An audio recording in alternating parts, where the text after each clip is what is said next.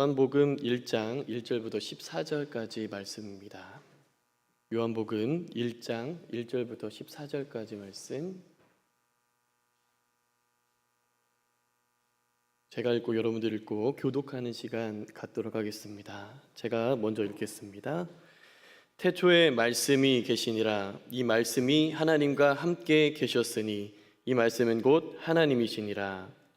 그가 태초에 하나님과 함께 계셨고 만물이 그로 말미암아 지은 바 되었으니 지은 것이 하나도 그가 없이는 된 것이 없느니라.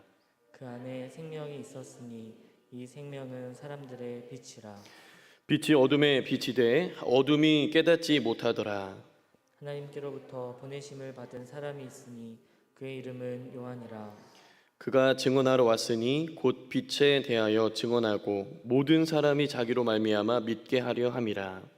그는 이 빛이 아니요 이 빛에 대하여 증언하러 온 자라.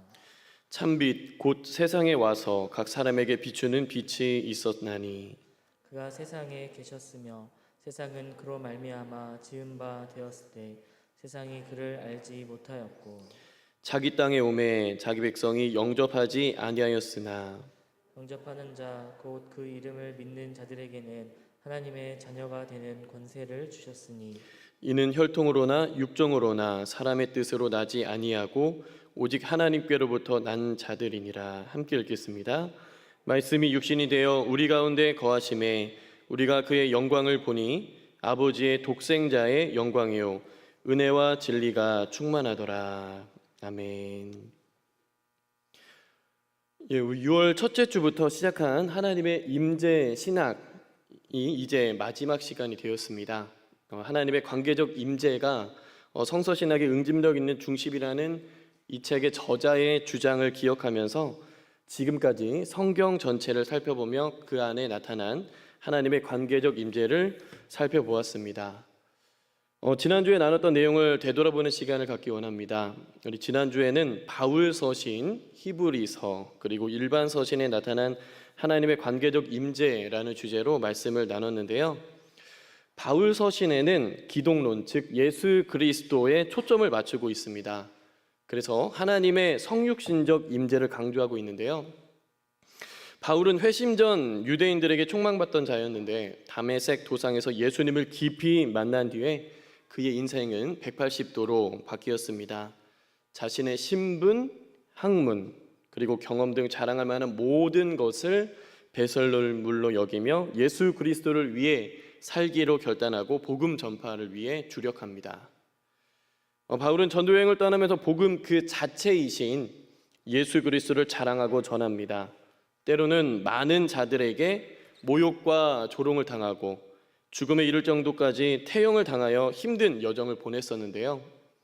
그러나 복음 안에서 죄인된 우리를 의롭다 칭하시고 죄의 종에서 하나님의 자녀된 권세를 허락하심에 감사하며 그리스도를 통한 하나님의 임재로 많은 사람들을 초청합니다. 또한 바울은 하나님의 영, 즉 성령이 거하시는 자만이 그리스도께 속한 자라고 말합니다.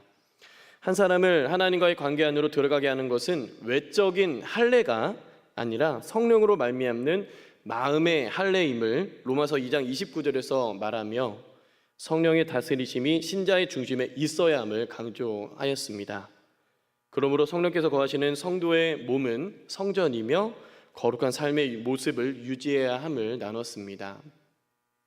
그리고 교회에 대해서 나눴었는데요. 교회를 나타내는 용어 중에 흔히 쓰이고 있는 헬라어 에클레시아를 살펴보면서 교회는 세상에 속하지 아니하고 그리스도께 속하여 그분의 부르심을 받은 신자들의 모임이 되어야 할 것을 말씀했습니다.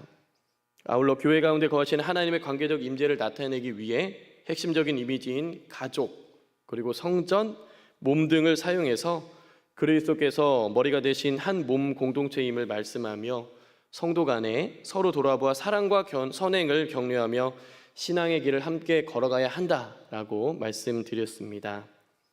그리고 우리는 하나님의 성전임을 기억하고 날마다 하나님의 임재를 갈망하며 성령으로 충만하여 그분이 우리의 인생을 이끌도록 주도권을 내어드리고 순종하는 삶을 살 것을 우리 지난주에 나눴습니다.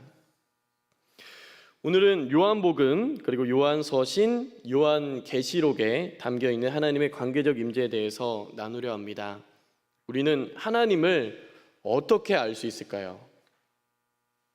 인간은 지식을 많이 습득한다고 하거나 그리고 자신을 온전히 비우고 수련을 많이 한다고 해서 그리고 아무리 최선을 다해 노력을 해도 하나님을 온전히 알 수 있습니다. 없습니다. 이러한 인간을 향해 하나님은 자신을 계시하신 것이죠. 자연법칙이나 역사, 만물 등 일반적인 방법으로도 하나님을 알 수 있도록 일반 계시를 나타내셨지만 구약의 선지자나 제사장을 통해 말씀하시거나 하나님만이 하실 수 있는 놀라운 일들을 통해서 그분이 어떠한 분이신가를 드러내셨습니다.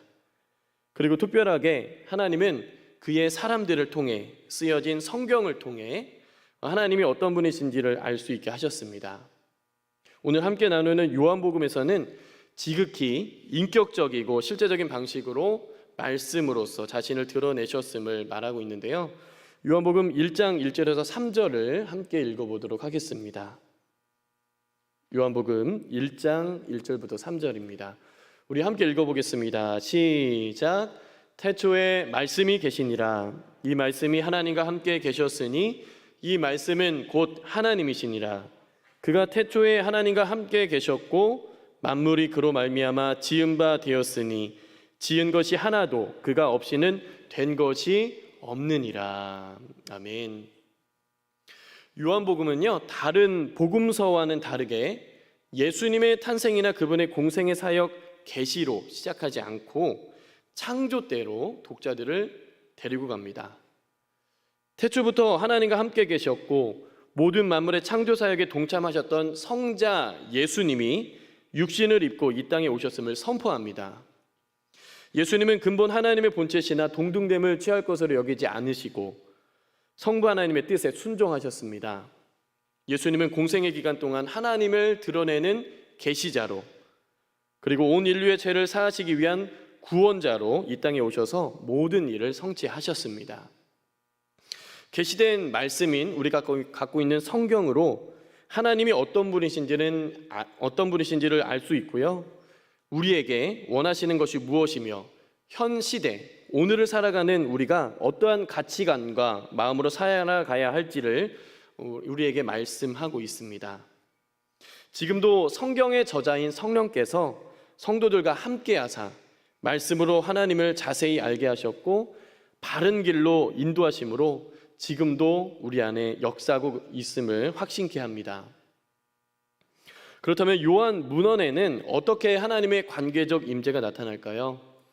몇 가지 특징을 함께 살펴보며 그 임재를 우리가 누리고 삶 가운데 정복하는 시간이 되기를 소망합니다. 첫 번째로 요한 문헌에는 하나님의 성육신적 임재를 강조하고 있습니다. 요한복음에서 그분의 임재를 알리시는 1차적인 방법은 우리가 방금 아까 읽었던 요한복음 1장 1절에도 나와 있는 것처럼 하나님의 아들 예수 그리스도를 통해서입니다. 요한복음 1장 18절을 우리 함께 읽어보도록 하겠습니다. 요한복음 1장 18절입니다. 함께 읽어보겠습니다. 시작.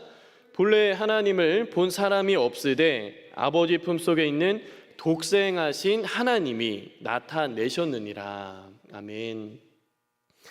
요한은 예수님이 바로 하나님의 아들이시요 신성을 가지신 분임을 서두에서부터 분명하게 밝히고 있습니다.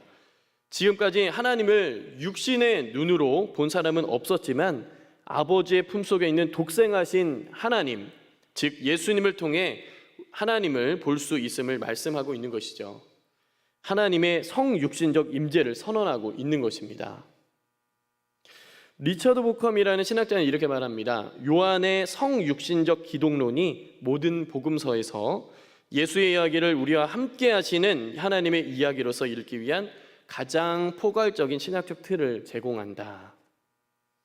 요한은 예수 그리스도를 통해 하나님의 영광스러운 임재가 모든 사람에게 인격적으로 그리고 강력하게 나타났음을 분명하게 전합니다.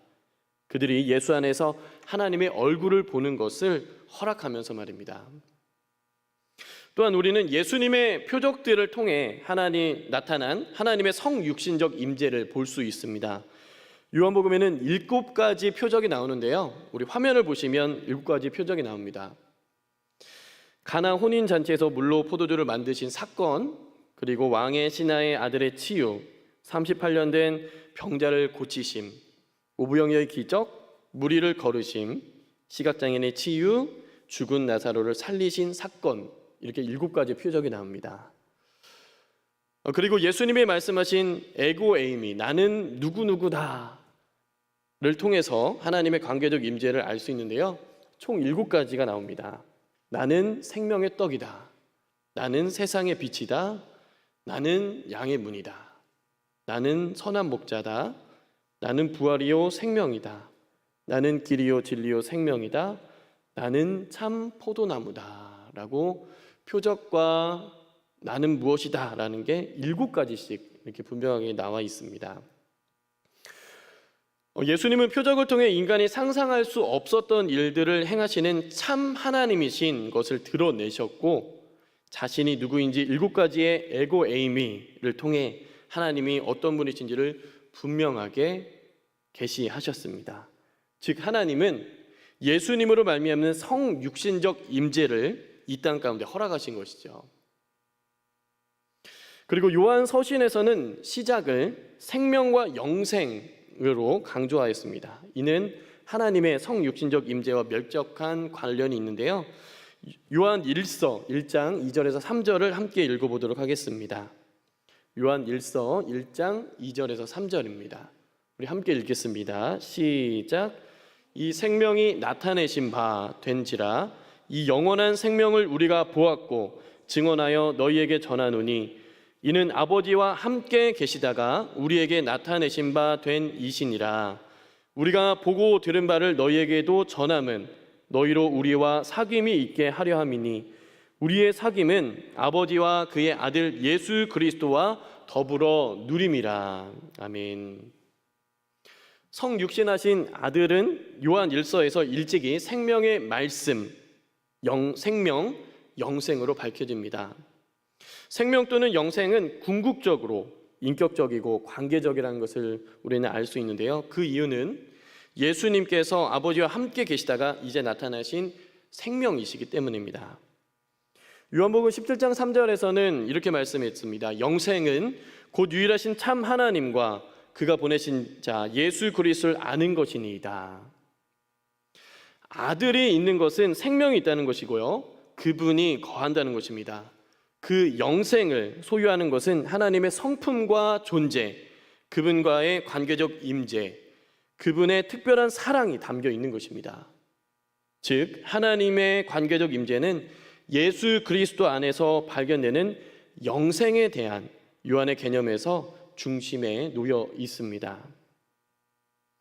그렇다면 요한계시록에서는 어떨까요? 요한계시록은 예수 그리스도 안에 거하시는 하나님의 성육신적 임재가 자기 백성을 구원하고 그들 가운데 영원히 함께 하시려는 하나님의 계획의 핵심적인 요소임을 보여줍니다. 특별히 우리 아까 찬양으로 고백했던 어린 양으로서의 예수에 대한 이미지는요, 자기 백성 가운데 거하시는 하나님의 성육신적 임재를 전달합니다.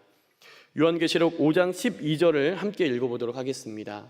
요한계시록 5장 12절을 함께 읽겠습니다. 함께 읽겠습니다. 시작.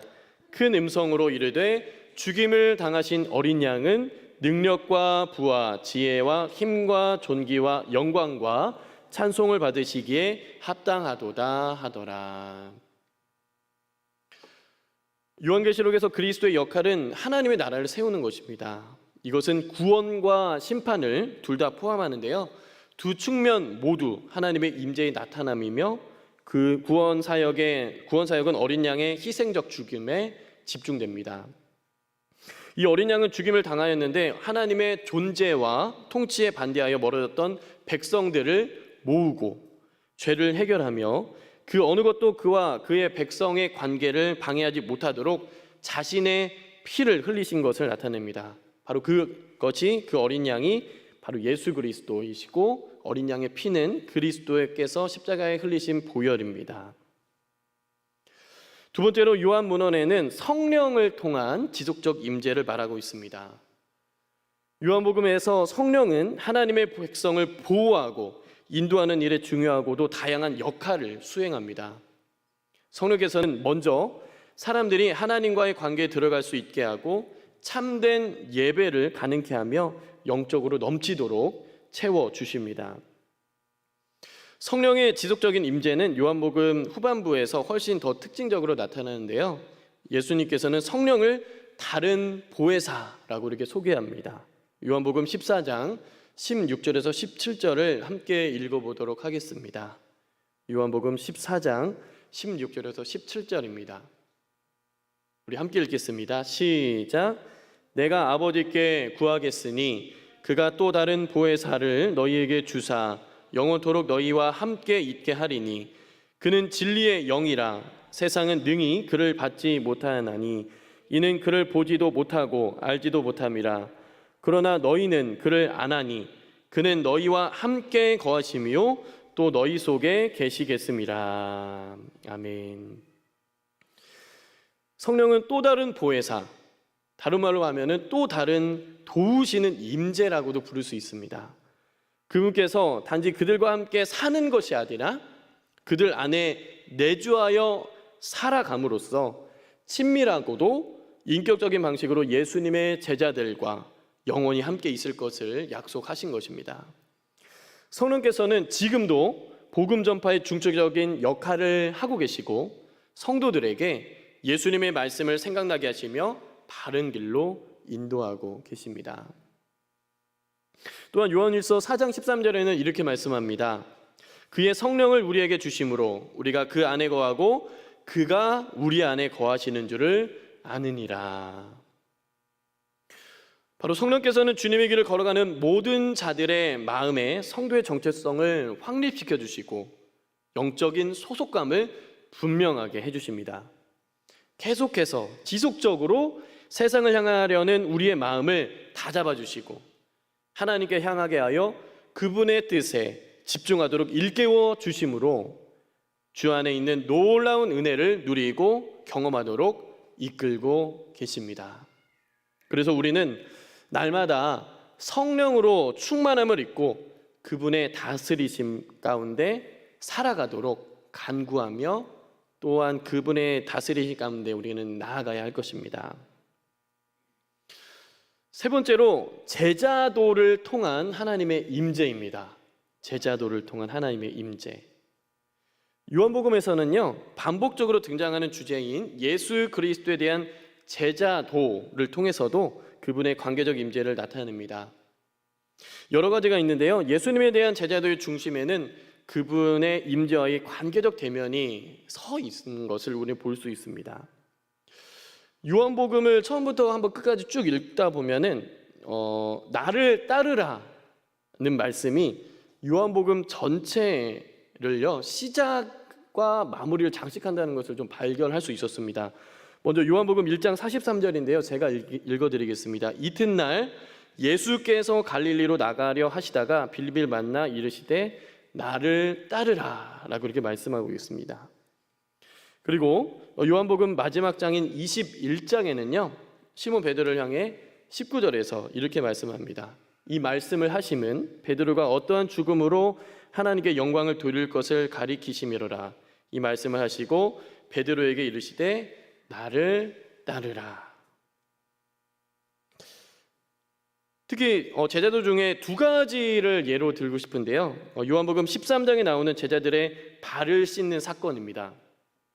예수님은 주의 만찬 전날 단지 손님이 되시는 것, 만찬을 접대받는 것이 아니라 친히 수건을 두르시고 그의 제자들의 발을 씻어 주십니다.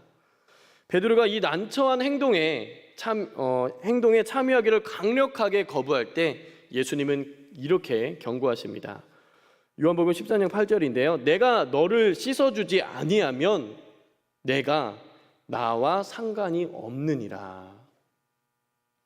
이것은 베드로의 자기 열심이 예수님의 사랑을 거부하는 무지를 낳고 있는 것입니다. 이 세족식의 핵심은 무엇일까요? 바로 사랑과 겸손입니다. 예수님께서 실천하셨던 사랑과 겸손이죠.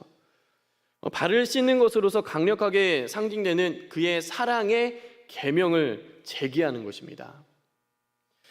14절에 너희도 서로 발을 씻어주는 것이 옳으니라 라고 말씀하면서 13장 34절에서 35절에 기독교의 근간이 되는 말씀을 예수님께서 주십니다. 13장 34절에서 35절을 같이 한번 읽어보도록 하겠습니다. 13장 34절에서 35절인데요. 함께 읽겠습니다. 시작. 새 계명을 너희에게 주노니 서로 사랑하라. 내가 너희를 서로 사랑한 것 같이 너희도 서로 사랑하라. 너희가 서로 사랑하면 이로써 모든 사람이 너희가 내 제자인 줄 알리라. 서로 사랑하면 모든 사람이 예수님의 제자인 줄을 알 수 있다라고 이렇게 말씀하고 있는 것이죠. 예수님께서 몸소 행하신 모습을 통해 제자인 저와 여러분들은요, 사랑의 계명을 공동체와 사회 속에서 어떻게 실천해야 할지를 분명하게 고민해보고 실천해야 할 것입니다. 겸손과 사랑의 자세로 그분께 하듯 행할 때, 예수님께 행하듯 행할 때 많은 사람이 예수님을 알아가게 되고 그분께 나아갈 수 있는 것, 즉 하나님의 임재의 확장 면에서 제자도는 중요한 역할을 하고 있음을 말하고 있는 것입니다. 또한 포도나무 비유를 통해서도 말씀합니다. 예수 그리스도와 제자들 사이에 유기적인 하나됨을 묘사하고 있는 이 비유는요, 모든 절에서 임재의 교환을 강조합니다. 15장 4절에는요, 내 안에 거하라. 나도 너희 안에 거하리라. 내 안에 거하라. 나도 너희 안에 거하리라. 이렇게 말씀하고 있고요. 5절에는요, 그가 내 안에, 내가 그 안에 거하면 사람이 많이 열매를 맺나니 주님을 떠나서는 아무것도 할 수 없다라고 임재의 교환을 말하고 있습니다. 여기서 거하다는요, 누군가와 함께 그리고 그를 위해 있다는 것이며 관계 속에서 전체성을 가리킵니다. 즉 예수님의 임재와 연합하는 것, 그리스도와 연합하는 것은 아름다운 열매를 많이 맺고 그분의 가르침에 순종하며 공동체 안에서 그분의 사랑을 실천하는 결과를 낳게 되기 때문에 제자들을 통한 하나님의 임재가 주님을 따라가는 그 발걸음마다 나타날 수 있다라는 것입니다. 그리고 네 번째로는 사랑 안에 하나님의 임재가 드러납니다. 사랑 안에 하나님의 임재가 나타납니다. 사랑은 요한 문헌의 주요 주제 중 하나라고 해도 과언이 아닙니다. 특별히 요한 서신에는요, 사랑을 나타내는 헬라어 아가파오가 31번, 31번이나 나오고요. 그리고 명사 형태인 아가페는 21번이나 등장합니다. 하워드 마샬이라는 신학자는 요한 1, 2, 3서에서 사랑은 신약 성서의 다른 곳에서 유래가 없는 방식으로 논의된다라고 이렇게 말을 합니다. 사랑은 임재 주제와도 강하게 연결될 수 있는데요. 예를 들어 예수 그리스도를 통해 보여주신 우리를 향한 하나님의 사랑은 우리가 하나님이나 다른 사람에게 보여야 하는 반응의 기초를 제공합니다.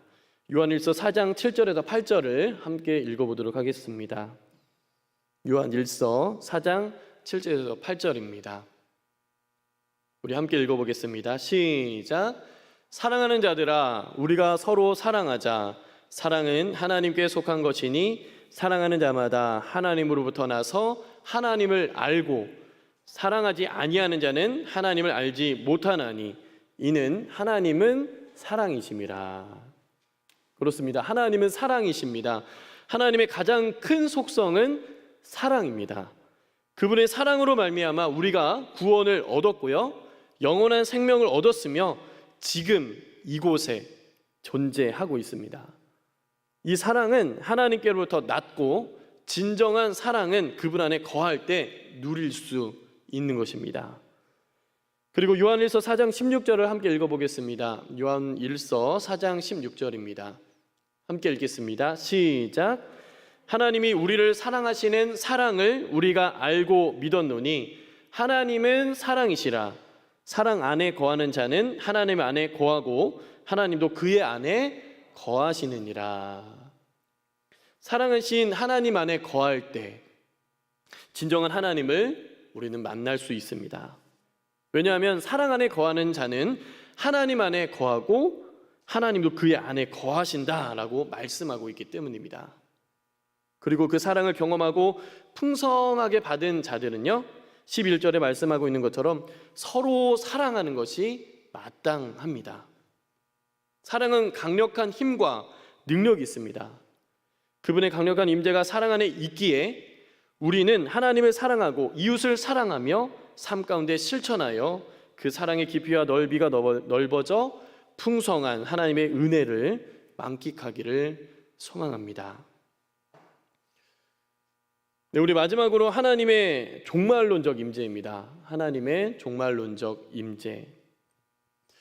요한복음의 막바지에서 예수님은 제자들에게 자신이 떠나게 될 것을 말씀하십니다. 제자들에게는 청천벽력과 같은 이야기였죠.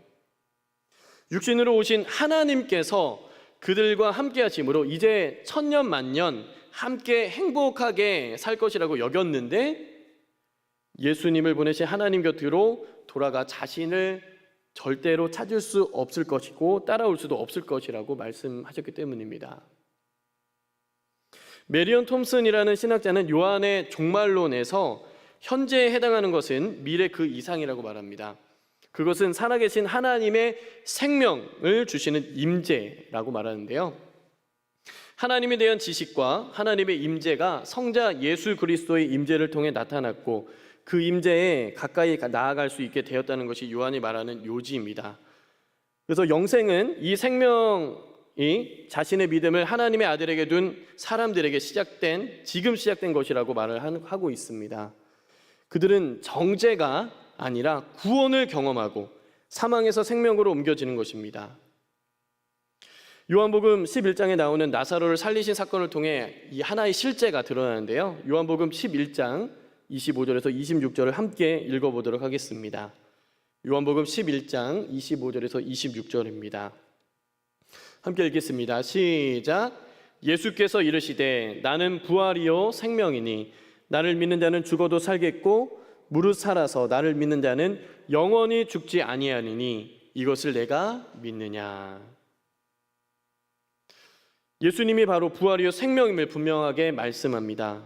예수님은 그 누구도 넘어설 수 없는 죽음을 이기실 수 있는 분임을 드러내셨습니다. 예수님과의 관계와 그분의 임재 안에서 부활의 생명을 가능하게 하는 것이며 죽음은 그 관계에 아무런 위협도 가하지 못함을 여실히 드러내는 사건입니다.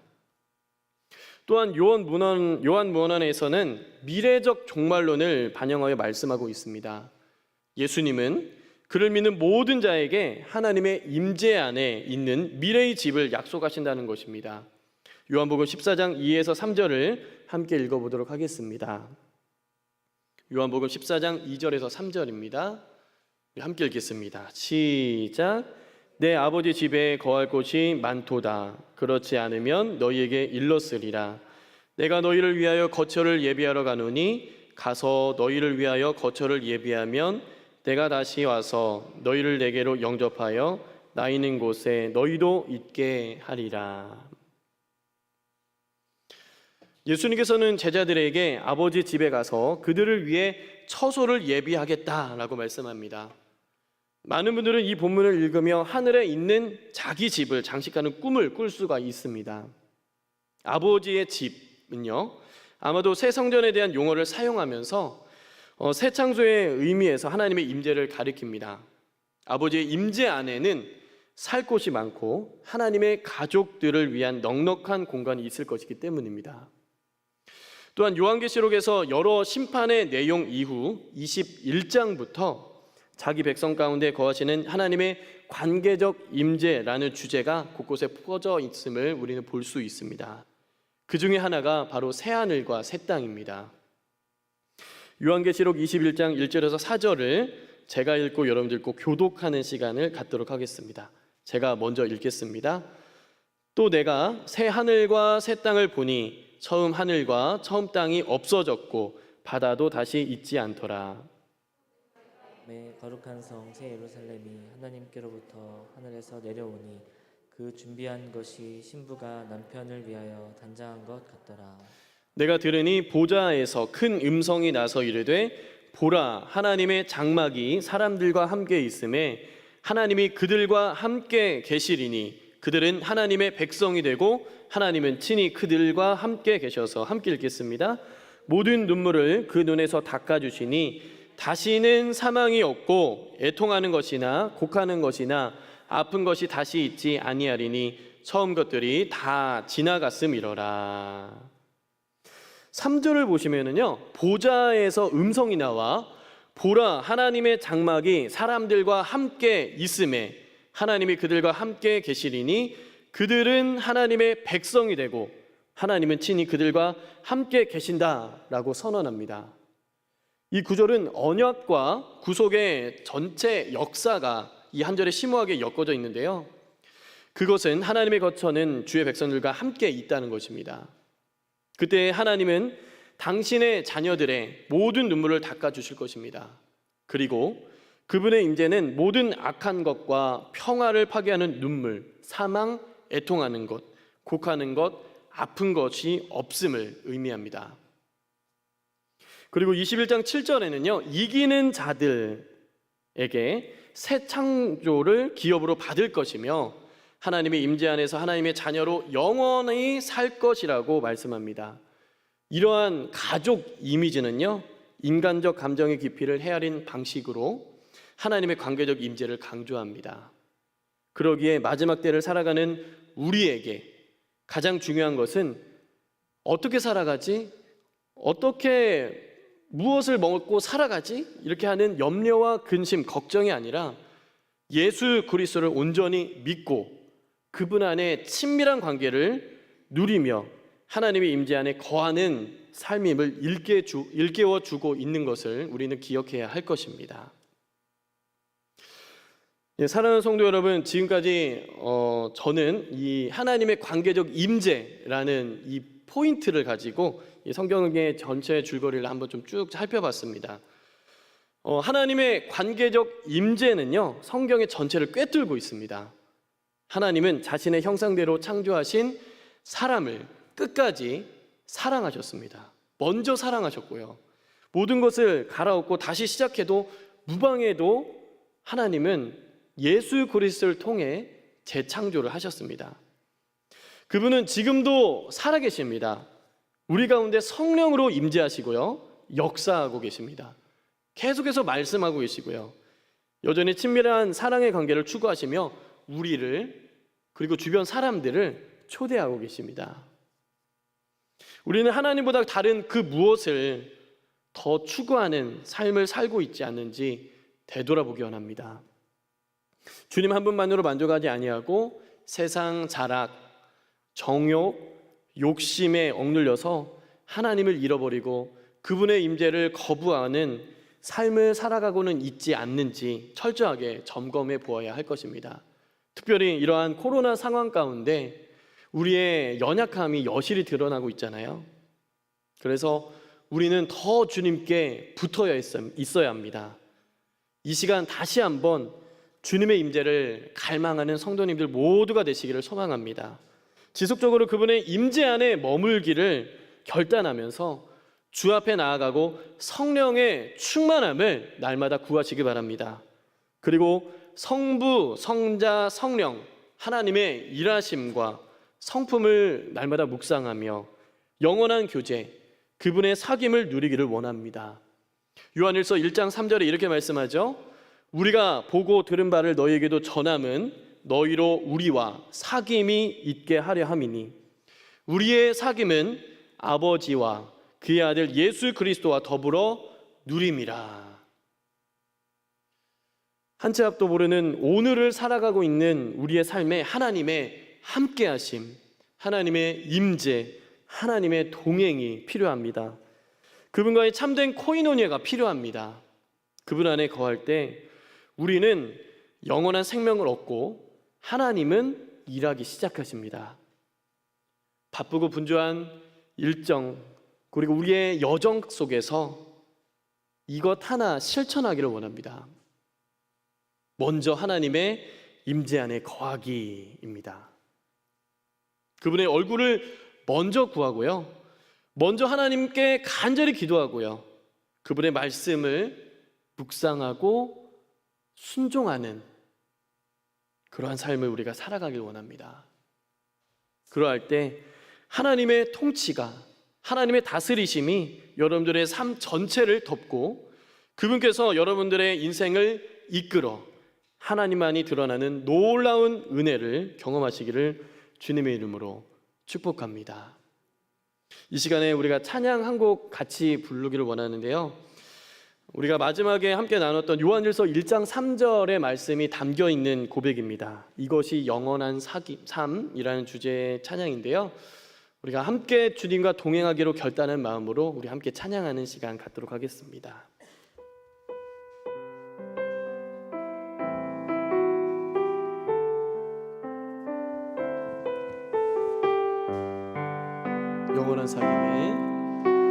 영원한 사귐에 날 초대하시네. 주님을 누리며 사는 것, 날 지으신 대로 날 부르신 대로